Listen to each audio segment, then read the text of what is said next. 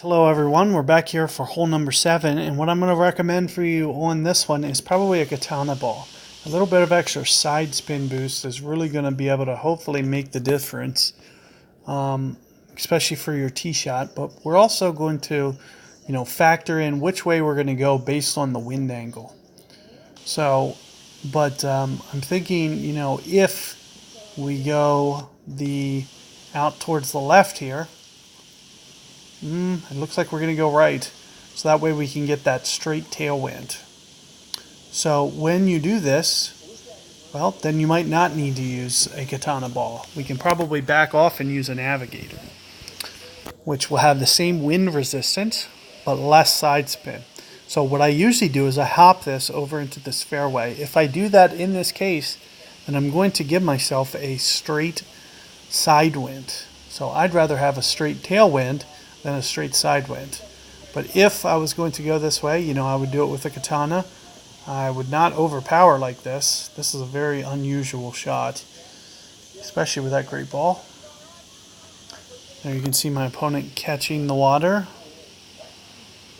So I'm going to go over this way. Oh, jeez, not again. I can't change balls.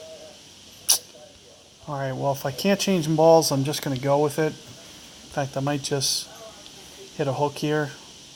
No power hook, for instance. One top spin.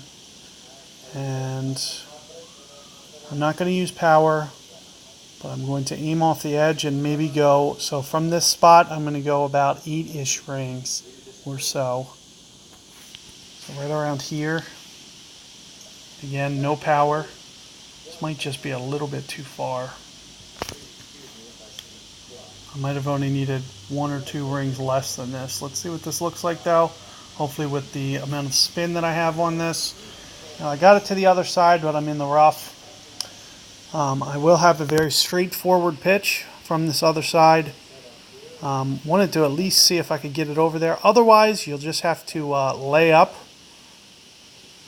And there you can see that if, for instance, I try to do that same shot with a quarterback with a similar hook in less distance, I might be able to get it over there to where it's an easy pitch in that other fairway.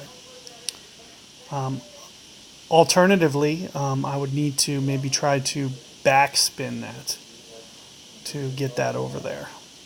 But the overall goal there, I was just going to lay up in that fairway. But I didn't want to, since I had katana on and it wasn't letting me change it, I didn't want to waste the ball and just lay up there. With the katana, I figured I might as well at least press the issue. Keep in mind that if you do lay up in that first fairway, it will still give you a chance, a very, very makeable chance as well. So here we are going to, well, I'm not even going to really play the wind. Hopefully I can get it right onto the front of this green. But it looks like I might not be able to. Doesn't look like I can. So here you're going to see me play it right on the fringe. Very, very little wind. You can just see kind of how I'm scooting it towards the pin here. And I'm going to be very careful with how centered I am with the ball in the circle here. So here you can see I'm putting it very carefully in the center. Did not catch my perfect ball, so that's what it would have required if I wanted to make it. So now you're just going to see it shoot out towards the side. But there's going to be a couple different ways to make it. You can get it up into the second fairway, or alternatively, if you don't, you're going to need to go at it the way that I just did from the rough, and hopefully but you can also, what my opponent keeps not doing is you can just lay up. You don't need to, force the issue and get it over. And just go from a thorn from the other side of the water, which is probably going to be, when your clubs are very limited, that's really what I suggest you're doing. The hook shot that I did isn't something that I consider to be, the smartest of all shots. There you can see my opponent does get it in play. A little bit too late.